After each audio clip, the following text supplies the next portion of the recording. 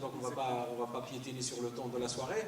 Donc un petit peu de l'immigration, je veux dire, rifaine à l'étranger, et surtout les origines socio-politiques de cette immigration. Pourquoi cette immigration s'y trouvait cette immigration rifaine s'y trouvait à l'étranger, qui sont les raisons, qui sont les tenants et les aboutissants de son destin, qu'elle soit donc à cheval entre le Maroc, bien entendu, et l'Europe. Alors, comme vous le savez tous, donc et surtout beaucoup parmi vous, donc on a eu une indépendance officielle et officieuse au Maroc en 1956, une indépendance qui a été négociée et qui n'a pas été arrachée comme celle de l'Algérie en 1962 par une révolution, etc. Et donc c'est une indépendance qui a été négociée par une élite marocaine qui s'est désignée en tant que telle à la dernière minute, après avoir aussi liquidé une grande partie de la résistance marocaine qui va aller jusqu'au bout, justement pour soutenir la révolution algérienne et libérer tout le grand Maghreb, le grand Maghreb à Mazir, qui fait partie de ce grand territoire de Tamzra, ça veut dire la terre des hommes libres. Beaucoup de gens, et entre autres beaucoup de gens dans le nord du Maroc, et plus particulièrement les Rifains, ont contesté cette indépendance. Ont contesté la mainmise du parti qui s'y donnait le nom de l'indépendance sans avoir milité pas une seconde pour l'indépendance du Maroc. Et donc ils se sont attribués le nom d'indépendance alors que c'était des gens, pendant toute la période de la lutte, je veux dire, pour l'indépendance du Maroc, ils ont fait des affaires, ils ont collaboré avec les Français, ils ont envoyé leurs enfants en France pour faire des études, etc. Et ce sont les premiers hauts fonctionnaires qu'on va retrouver dans les différentes administrations marocaines. Alors au RIF, ils ne vont pas l'entendre de cette oreille-là. Ils ont milité, ils ont sacrifié une grande partie de leurs enfants pour pouvoir chasser les Espagnols du Maroc. Ils ont gagné une bataille en 21, qui était la bataille d'Anouel. Ils ont subi les armes chimiques, etc. Et il y a eu donc la destruction d'un grand rêve qui était celui du RIF, qui était la République du RIF. Donc en 58-59, il va y avoir des événements dans cette région. Donc le régime n'a pas été de main morte, donc il a vraiment utilisé les moyens lourds. Donc Hassan II, qui était à l'époque prince héritier, avec Ofré, qui était à l'époque son bras droit, sont venus au RIF, ils ont bombardé, ils ont utilisé des armes, on parle même des armes chimiques, etc. Donc il y a eu, selon vraiment les statistiques de l'époque, et selon un certain nombre de témoignages, il y a eu 12 000 morts dans toute la région, plus à peu près 2000 femmes violées. Donc c'était vraiment une bonne rentrée en matière du Marocain indépendant. Et donc le Maroc, ou le régime marocain, ce qu'on appelle le Mkhzen aussi, ce qu'on appelle le Mkhzen, voyez dans cette population, la population d'origine de ce pays, donc un obstacle pour la construction, si vous voulez, d'un Maroc makhzenien. Alors il va essayer de trouver les moyens pour les chasser de ces régions-là. Alors il va utiliser donc une stratégie macabre. Donc pour les chasser de ces régions-là, il faut essayer de s'attaquer à l'appareil économique de la région. Il va commencer petit à petit par permettre donc à tous les juifs de cette région-là d'immigrer tout doucement vers Israël. Pour les gens de la région, on connaît tous Taqbitch Bani Bouifrah, la Kabila de Bani Bouifrah. Il y a un ouvrage qui a été consacré par Paul Pascal, qui était à grande majorité population juive, rifaine, berbère, hein, ils parlaient tamazigh, ils étaient là depuis des générations, etc. Ils avaient adopté la religion juive, etc., mais qui était un moteur économique très important. C'était eux, les forgerons, c'était eux, les orfèvres, c'était eux qui fabriquaient tous les instruments agricoles étaient fabriqués par eux. Donc ils étaient vraiment dans cet artisanat-là. Et donc on va les vider. Alors le berbère qui allait acheter son matériel sur le marché de Bouifrah ou ailleurs était obligé d'aller jusqu'à Fès. Donc, avec la destruction de cet appareil, ce n'était pas uniquement au niveau du RIF, le régime va utiliser donc ces juifs pour les faire partir vers Israël, donc quasiment dans tout le Maroc, des études qui ont été faites, le fait que le Maroc s'est séparé de ces juifs a mis par terre, en l'espace de 3-4 ans, une décroissance au niveau du produit intérieur brut de 30%. Le départ des juifs a occasionné une perte en termes de produit intérieur brut au Maroc de 30%. Donc on a reculé en termes de richesse générée au niveau annuel, au niveau de notre Maroc, de 30% parce que les gens qui étaient dans le commerce, etc., on les a fait partir. Et puis on a commencé en Europe à chercher de la main-d'œuvre, je veux dire, pour venir travailler, une main-d'œuvre pas très, je veux dire, syndiquée, qui vient travailler et se taire. Et donc on s'est orienté vers un certain nombre de pays, entre autres le Maroc.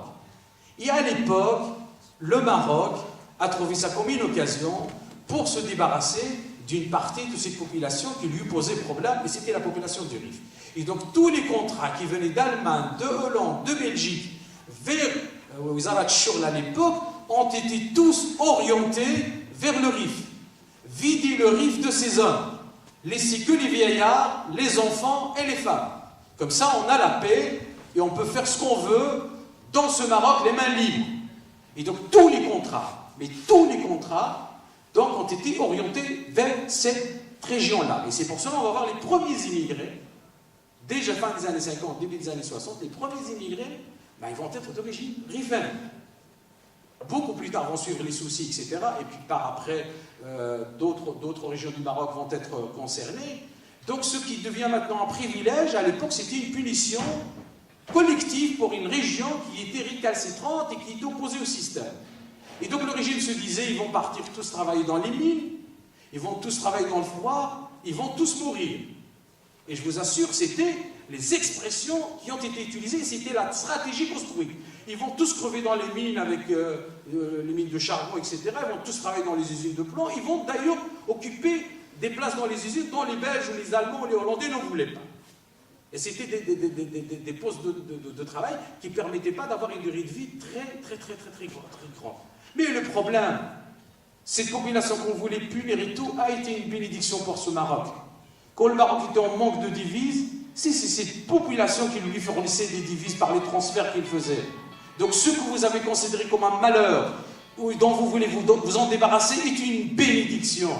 C'est magnifique, mais jamais de reconnaissance. Vous avez envoyé des gens à la mort, ils vous ont sauvé du périple et de la mort.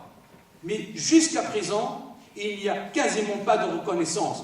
Au lieu de reconnaître, et surtout de mettre une loi organique sur pied et permettre à cette langue amazigh, qui est soi-disant sur papier une langue officielle, mais qui n'est pas encore opérationnalisée dans ce sens-là, reconnaître officiellement l'année amazigh au Maroc comme une fête, comme toutes les autres. On a congé, je crois, à Noël ou à la fin de l'année, et qui, je veux dire, voilà, je n'ai rien contre.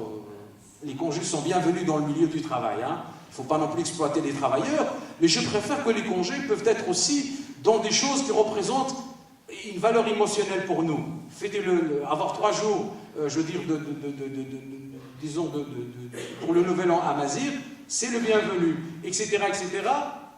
Donc on a, à Ibadallah, on a consacré un jour férié pour une watiqa, ça qu'on appelle à l'époque le manifeste de l'indépendance, signé par 33 personnes, à un moment où les Ayans, les Rifins, les Swassa, les gens Al-Aïn au sud, etc., se battaient pour l'indépendance du Maroc. Eux, dans un café ou dans une villa quelque part à Fès, ils ont signé un manifeste. Ils se manifestent maintenant, ont droit à un jour de congé.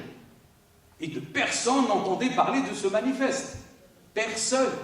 Parce que beaucoup de gens vous disent, oui, c'est grâce à ce manifeste. Mais pas du tout, pas du tout. Il y a d'autres éléments qui ont fait que ce parti qu'on appelle le parti de l'indépendance est devenu beaucoup plus célèbre, surtout pour ses attitudes de traître à la Selle Saint-Cloud au départ et puis à Aix-les-Bains, pour vendre le Maroc aux Français. D'ailleurs, les premiers hommes clés de ce Maroc ont été formés, éduqués et élevés par les Français. Offrir à Monte Cassino en Indochine, et c'est lui qui a été offert, je veux dire, par Edgar Faure à Mohamed V, en lui disant, prends soin de cet homme, il va vous aider. Enfin, il ne les a pas aidés beaucoup de choses. Il a failli venir à bout de ce Makhzen à 2 reprises, suite à 2 coups d'État. L'un où il était invisible, mais le deuxième, il était très visible, et donc il a péri dans cette histoire. On a une population qui a été poussée vers un enfer, et qui va devenir vraiment une clémence, une miséricorde pour ce Makhzen, et qui est encore jusqu'à présent dans l'impossibilité d'apporter une reconnaissance pour ce que cette population a fait pour le Maroc, pour l'histoire du Maroc, et qu'elle continue encore à faire, donc, pour ce pays. Voilà. C'est quoi, qu'est-ce qui est votre stratégie tant qu'Amazigh pour soutenir le pays de la Zawad dans sa ligue pour avoir ses droits? Ou bien vous voulez, tant qui est à Mazir, cédé à la place au Qatar? Donc ça c'est la question. C'est bon. Donc c'est quoi la stratégie de Tanki Amazir pour soutenir l'Azawad, l'équipe de l'Azawad?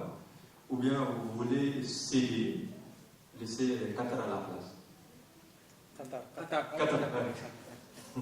Voilà, donc j'ai essayé en fait de lire les différents qui ici autrement, mais je n'arrive pas. Et voilà, donc la question, qu'est-ce que vous avez comme, est-ce qu'il y a un moyen de standardiser notre langue?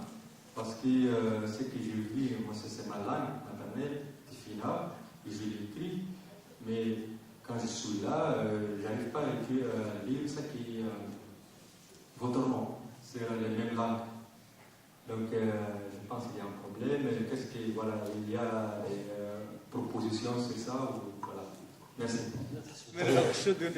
القدر كنو الكونفلي لوكو يجوز على المشاكل اللي غاص غاي مزيغن يمن غير من بوات مونن من نختو يخصو شويه الطاس قاس من هذه السنه تنزل مزوا هذه معامله كيخصها شنو من تدرج العمله صوت شو قال كاينسي المونين في غرايه الطاس مي غايه من سمانيه وزماز يمنا منوها غادي الثقافه نسال السمين عنا غادي السين غادي حسن الزيت خص الزيت يمن من غايه من سمانيه عادي كنا نصور خزر الديمقراطيه وغادي ما نخشاش الديمقراطيه الاحزاب مثلا يجيبوني خان مارسنيخ مرا واو من خصوني الطافين يخفينو بلي كنخطافي وطاف عن الحق ديال الجن من قال حق ديال الجن ماشي حق التصويت انا فهمت باش باش وصوت خوكير الحق باش تعيش غاكيري ليسباس اللي تسع نشتي اصغرنا من ديت بدات بزاف لاني اغريكول نخ ثم تسوري نجي 2900 وكذا المهم بدو زيد 950 قبل الميلاد كيف الاكاديمي باربع على حسب من زار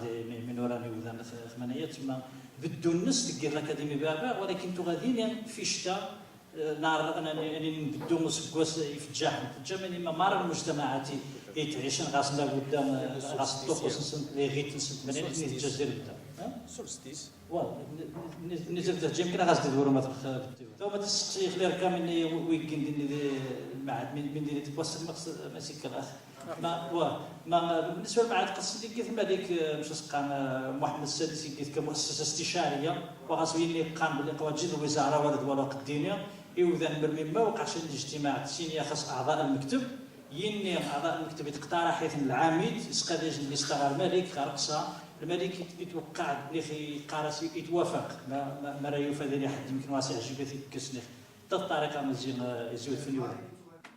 Oui, c'est vrai, j'ai pas eu l'occasion d'expliquer la relation qui a existé entre nous et Serval lors de cette opération contre les groupes djihadistes. En tout cas, ce qui est sûr, c'est que cette intervention militaire qui se passe jusqu'au jour d'aujourd'hui actuellement chez nous, on peut se justifier du fait que les uns et les autres savent que la présence de ces groupes islamistes ou terroristes s'est beaucoup accentuée ces derniers mois chez nous. Donc l'intervention était largement justifiée contre ces groupes djihadistes. Et quand Serval est venu chez nous, il savait aussi qu'il leur fallait des alliés, c'est-à-dire des gens qui connaissent les territoires sur lesquels ils peuvent s'appuyer militairement pour éventuellement, c'est-à-dire diminuer au maximum la présence de ces groupes djihadistes. Et dans ce cadre-là, il y a une collaboration officieuse ou officielle qui s'est créée entre Serval et les MNLA. Nous les avons accueillis à Kida, nous les avons accueillis à Tessali, nous les avons accueillis dans beaucoup d'autres endroits sur le territoire de l'Azawad. Nous les avons aidés à mener des opérations militaires contre Al-Qaïda au Maghreb islamique, notamment à Terra, pour évincer ces groupes djihadistes. Parce que aussi c'était des ennemis à nous, puisqu'avant que la France arrive, nous on combattait déjà ces gens, mais on était dans une position de faiblesse. Donc il y a une alliance de circonstances qui s'est dessinée, qui s'est faite entre l'armée française et nous pour c'est-à-dire affaiblir la présence de ces groupes djihadistes sur le territoire de l'Azawad. Mais de l'autre côté aussi, l'armée française a eu à commettre, c'est-à-dire une très grande erreur, une erreur même quelque part qui est impardonnable pour ces populations, parce que l'armée malienne, en venant sur le territoire de l'Azawad, a amené dans ses bagages l'armée malienne. Et quand l'armée malienne est revenue à Tombouctou et à Kidal, au lieu de combattre le groupe djihadiste, malheureusement, elle a commencé à s'en prendre à des populations civiles, notamment Touareg et Arabes. Et récemment, il y a des rapports des ONG tels que Human Rights et Amnesty International qui ont prouvé que pendant cette intervention militaire, il y a eu des massacres à grande échelle contre les populations Touareg et Arabes dès la part de l'armée malienne. Et récemment, il y a eu un charnier qui a été découvert à Tombouctou, des populations civiles Touareg et Arabes qui ont été assassinées par l'armée malienne lors de cette intervention. Et pour en terminer ici, entre la relation et la France et les Touaregs, ça remonte de très très longtemps. Il y a un vieillard de chez nous qui est un notable, pas de moindre, Talla Gattaher, qui est le chef coutumier de la tribu des Ifoirs dans la région de Kidal, qui a dit aux Français l'autre jour quand ils sont arrivés à Kidal qu'il est très content de les voir 50 ans après leur départ, parce qu'il espère que cette fois-ci la France, en partant, va amener avec elle l'armée malienne. Il ne va pas la laisser comme il l'a laissé en 60, parce que les conséquences sont là. La France est encore revenue, et que si elle laisse l'armée malienne, elle sera encore obligée de revenir. Donc il vaut mieux qu'elle l'amène dans ses bagages. Pour conclure, merci beaucoup. Écoutez, je pense que celui qui suit l'actualité à Mazir, celui qui ne connaît pas l'attitude des Kabyles vis-à-vis du pouvoir central, alors franchement, je trouve que c'est assez grave. Hein. C'est qu'on fait du tourisme là. Les Kabyles, s'il y a un peuple qui lutte, qui rejette ce pouvoir central, c'est bien la Kabylie. C'est comme ça. N'oubliez quand même pas, le 14 juin 2001, environ 3 millions de Kabyles sont descendus de leur village, de leur montagne, ils sont marchés sur Alger. Alors, dans un pays qui a un minimum de démocratie, ben, le gouvernement serait tombé, serait parti. Mais là, qu'est-ce qu'il a fait là, Bouteflika et Saglik? Ils ont été faire sortir des prisonniers algériens d'un peu partout. On leur a donné donc des couteaux pour agresser ces Kabyles, parce qu'on leur dit, voilà les étrangers qui arrivent de leur montagne pour vous chasser de votre pays. Comme si les Kabyles, eux, n'étaient pas dans leur pays. Donc, je ne pense pas que je dois donner des explications sur l'attitude des Kabyles. Ils sont à la pointe du combat pour ce qui concerne l'identité amazigh. Si, mon cher ami, vous n'êtes pas au courant de ça, alors la râle balik.